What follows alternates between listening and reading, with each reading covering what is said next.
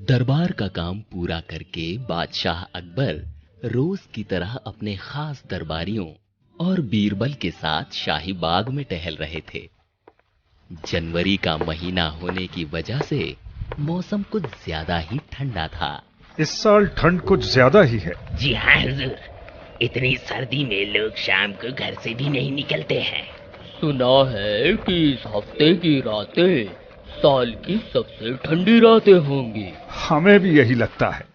बातें करते हुए बादशाह अकबर बाग में बने तालाब के किनारे तक पहुंच गए और जैसे ही उन्होंने अपने हाथ से तालाब के ठंडे पानी को छुआ, ओह, ये पानी तो बिल्कुल बर्फ की मानिंद ठंडा है। वही तो हुजूर, इतनी ठंड में शाम के वक्त सब अपने घरों में ही रहते हैं। हाँ, वैसे भी किसमें इतनी हिम्मत और जज्बा है कि वो इस कड़कड़ाती ठंड में घर से बाहर निकले। बहुत देर से उन सब की बातें सुन रहे बीरबल से रहा नहीं गया। वो बोल पड़े, ऐसी बात नहीं है जहांपना, जरूरत इंसान में हर जज्बा पैदा कर सकती है। बीरबल के मुंह से अपनी बात का जवाब सुनकर बादशाह अकबर ने थोड़ा अकड़ते हुए कहा, बीरबल, जरूरत कैसी भी हो, जिंदगी से बढ़कर नहीं होती। गुस्ताखी माफ जहांपना, कुछ जरूरतें ऐसी भी होती हैं जिनके लिए इंसान अपनी जान की बाजी भी लगा सकता है। साथ चल रहे दरबारी बादशाह अकबर और बीरबल की इस नोकझोंक को ध्यान से सुन रहे थे। बादशाह अकबर चलते चलते रुक जाते हैं और कहते हैं, ऐसी कौन सी जरूरत होती है बीरबल, जरा हम भी तो जाने। बादशाह की भारी आवाज को सुनकर जहां बाकी दरबारियों के चेहरे पर थोड़ी परेशानी दिखाई देने लगी, वहीं चतुर बीरबल आराम से बोले, पैसा जहांपना, पैसा इंसान की सबसे बड़ी जरूरत होता है। अपनी जान से भी ज्यादा कौन है ऐसा जो पैसे को प्यार करे। सारे दरबारियों को बादशाह अकबर की हाँ में हाँ मिलाते देख बीरबल ने कहा, हुजूर, हालात और जरूरत इंसान को किसी भी हद तक पहुंचा सकते हैं। तो तुम्हारा कहना है कि पैसों के लिए इंसान कुछ भी कर सकता है? जी हुजूर। अगर उससे इतनी ठंड में रात भर इस ठंडे पानी में खड़े होने के लिए कहा जाए तो ऐसा भी कर सकता है? शायद कोई ऐसा भी कर जाए। बीरबल की बात सुनकर बादशाह अकबर को जैसे गुस्सा आ गया। उन्होंने तालाब की तरफ इशारा करते हुए कहा, जो इंसान इस ठंडे पानी के तालाब में रात भर बिना बाहर निकले खड़ा रहा तो उसे हम 10 सोने के अशर्फियां इनाम में देंगे, और ऐसे शख्स को ढूंढने की जिम्मेदारी तुम पर है बीरबल। कल उसे लेकर ही हमारे दरबार में दाखिल होना। अपनी बात खत्म करके बादशाह अकबर अपने दरबारियों के साथ वहां से चले गए और बीरबल उस जरूरतमंद शख्स को खोजने की युक्ति सोचने लगे। अगले दिन नगर में ये मुनादी करा दी गई, सुनो सुनो सुनो, जो शख्स आज रात शाही बाग के तालाब में खड़े होकर पूरी रात गुजारेगा, उसे बादशाह सलामत की तरफ से 10 सोने की अशर्फियों का इनाम मिलेगा।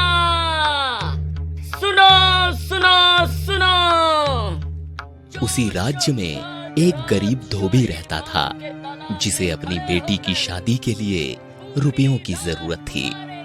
उसने जब ये खबर सुनी तो अपनी पत्नी से बोला, लगता है भगवान ने हमारी सुन ली। मैं अभी जाता हूँ और रात भर तालाब में खड़ा होकर वो 10 सोने की अशर्फियाँ लेकर आता हूँ। मगर इतनी कड़ाके की सर्दी में आप उस ठंडे पानी में कैसे रात गुजारेंगे? एक ही रात की बात तो है, भगवान पर भरोसा रखो। अगले दिन बादशाह अकबर और बाकी दरबारी बेसब्री से बीरबल का इंतजार कर रहे थे, और जैसे ही बीरबल दरबार में दाखिल हुए, अकबर ने मुस्कुराते हुए उनसे पूछा, क्या हुआ बीरबल, मिला या नहीं आपको वो जरूरतमंद इंसान? बीरबल ने अदब से अपना सर झुकाते हुए कहा, जी हुजूर, हमारे ही राज्य के गंगाराम आए हैं। सबकी नजर दरबार में दाखिल होने वाले गरीब गंगाराम पर पड़ती है। गंगाराम दरबार में आकर एक तरफ खड़ा हो जाता है। उसे देखकर बादशाह अकबर कहते हैं, गंगाराम, रात भर ठंडे पानी में खड़े रहने से तुम्हारी जान भी जा सकती है। क्या तुम अपनी मर्जी से इस काम को करने के लिए तैयार हो? सभी दरबारी गंगाराम के जवाब को सुनने के लिए उसकी तरफ देखने लगे। जी हुजूर, मैं अपनी मर्जी से इस काम को करने के लिए आया हूँ। बादशाह अकबर ने अपने सैनिकों से कहा, आज की रात गंगाराम हमारे मेहमान हैं, इनकी अच्छे से खातिरदारी की जाए और रात को 4 सैनिकों को इन पर नजर रखने के लिए बाग के तालाब के चारों तरफ खड़ा किया जाए। रात होते ही 4 सैनिक गंगाराम को लेकर तालाब के पास आते हैं। गंगाराम, जाओ, तालाब के बीच में कमर तक पानी में खड़े हो जाओ। गंगाराम धीरे धीरे चलकर तालाब के अंदर जाता है।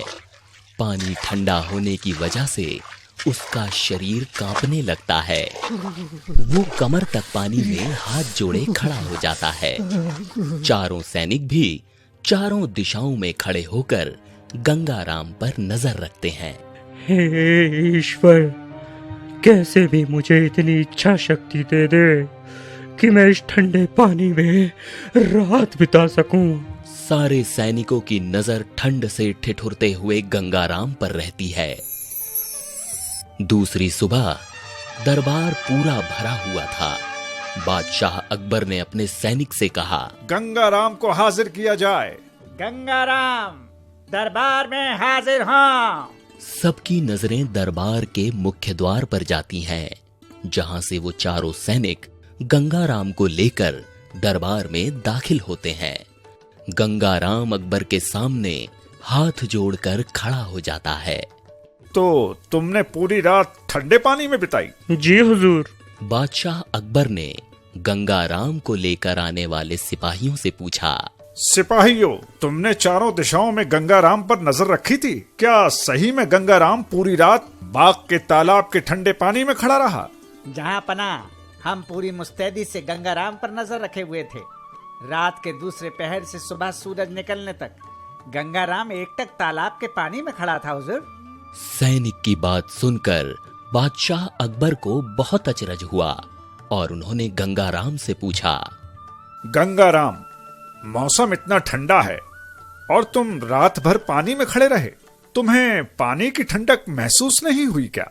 बीरबल और बाकी दरबारी भी ये जानना चाहते थे कि आखिर इतनी ज्यादा सर्दी में गंगाराम कैसे पूरी रात तालाब में खड़ा रह पाया।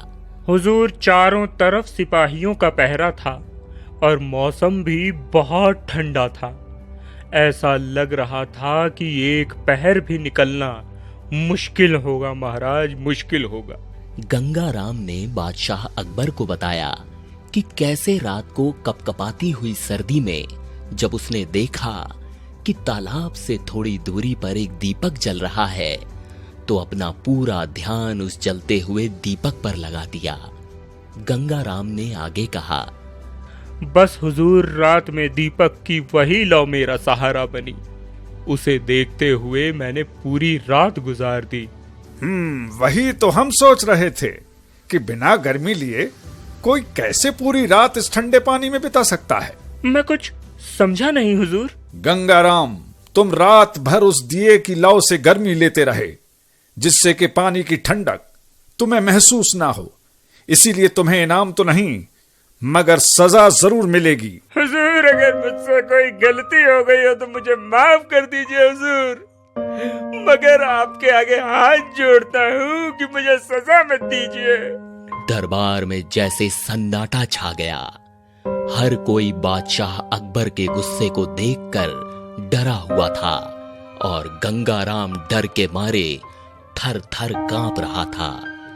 बादशाह अकबर ने अपने लहजे को थोड़ा नरम करते हुए कहा, ठीक है गंगाराम, इस बार हम तुम्हें माफ करते हैं, मगर आइंदा तुमने कभी किसी काम में बेईमानी की तो हम तुम्हें कड़ी से कड़ी सजा देंगे। गंगाराम हाथ जोड़ता हुआ वहां से बाहर निकल गया। बादशाह अकबर ने बीरबल से कहा, देखा बीरबल, हम ना कहते थे कि बिना गर्मी लिए कोई भी इंसान रात भर ठंडे पानी में खड़ा नहीं रह सकता। बादशाह अकबर की बात सुनकर बीरबल अपना सर झुकाते हुए बोले, जी जहां पना, मैं भी आपकी बात मानता हूँ। बीरबल की लोकप्रियता से जलन रखने वाले दरबारियों में जैसे खुशी की लहर दौड़ गई। उन्हें लगा कि आज बीरबल हार गया। कुछ दिनों बाद बादशाह अकबर अपने दरबार में बैठे थे। बहुत देर हो जाने के बाद भी बीरबल दरबार में नहीं आए तो अकबर ने अपने एक सैनिक से कहा, सैनिक, आज हमें बीरबल से कुछ जरूरी काम है। जल्दी जाओ और उन्हें घर से लेकर आओ।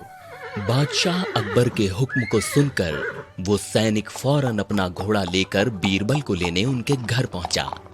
वहां दरवाजे पर बीरबल ने उससे कहा, सैनिक, बादशाह सलामत से कहना कि हम भोजन करके आते हैं। बीरबल का संदेश लेकर सैनिक वापस दरबार में आया। बादशाह सलामत, मंत्री बीरबल ने संदेश भेजा है कि वो भोजन करके थोड़ी ही देर में दरबार में हाजिर हो जाएंगे। बादशाह अकबर दरबार के कामों में लग गए।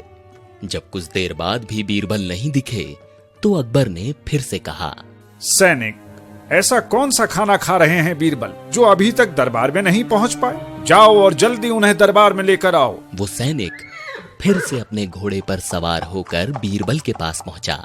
सैनिक, बादशाह सलामत से कहना कि हम खिचड़ी बना रहे हैं। जैसे ही खिचड़ी तैयार होगी हम भोजन करके आ जाएंगे। सैनिक ने दरबार में पहुंचकर बीरबल की बात बादशाह अकबर को बताई, जिसे सुनकर वो बोले, ऐसी कौन सी खिचड़ी बना रहे हैं बीरबल जो सुबह से अभी तक पकी ही नहीं? अकबर के इस सवाल का जवाब किसी दरबारी के पास नहीं था। सभी को चुप बैठे देख अकबर ने कहा, हमें लगता है कि अब हमें ही चलकर देखना चाहिए कि आखिर बीरबल कर क्या रहे हैं। अपनी बात पूरी करते हुए बादशाह अकबर तख्त से उठ गए।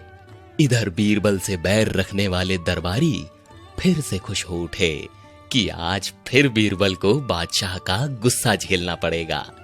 बीरबल अपने घर के आंगन में बैठे थे। पास ही एक जगह नीचे आग जल रही थी और उसके 10 फीट ऊपर एक मटकी लटक रही थी।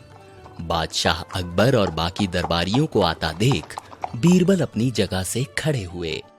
गुस्ताखी माफ जहांपना, आपने आने की तकलीफ क्यों की? मैं तो बस भोजन करके आने ही वाला था। हम तो ये देखने आए हैं बीरबल कि तुम ऐसी कौन सी खिचड़ी बना रहे हो जो अभी तक तैयार ही नहीं हुई। बादशाह अकबर की बात सुनकर बीरबल के चेहरे पर मुस्कुराहट आ गई। उन्होंने पास ही जल रही आग की तरफ इशारा करते हुए कहा, ये देखिए जहांपना, ये नीचे आग जल रही है और ऊपर मटकी में खिचड़ी है जो शायद थोड़ी ही देर में पक जाएगी। बीरबल की बात सुनकर बादशाह अकबर ने हंसते हुए कहा, ये कैसा मजाक है बीरबल? लगता है तुम्हारा दिमाग ठीक नहीं है। नीचे जल रही आग से इतनी ऊपर टंगी हुई मटकी में खिचड़ी कैसे पक सकती है बीरबल? शायद चतुर बीरबल को बादशाह अकबर के इसी सवाल का इंतजार था। वो तपाक से बोले, वैसे ही बादशाह सलामत, जैसे गंगा राम को तालाब से दूर रखे दिए से गर्मी मिल रही थी। बीरबल का जवाब सुनकर बादशाह अकबर को अपनी गलती का एहसास हो गया। वो बीरबल से बोले, बीरबल, सल्तनत के बादशाह के सामने अगर कोई अपनी बात सही तरीके से रख सकता है तो सिर्फ तुम हो। हम अपनी गलती पर शर्मिंदा हैं और हम गंगाराम को 10 नहीं 100 सोने की अशर्फियां देने का ऐलान करते हैं। और इस तरह एक बार फिर चतुर बीरबल ने अपनी चतुराई से बादशाह अकबर को सही दिशा दिखाई।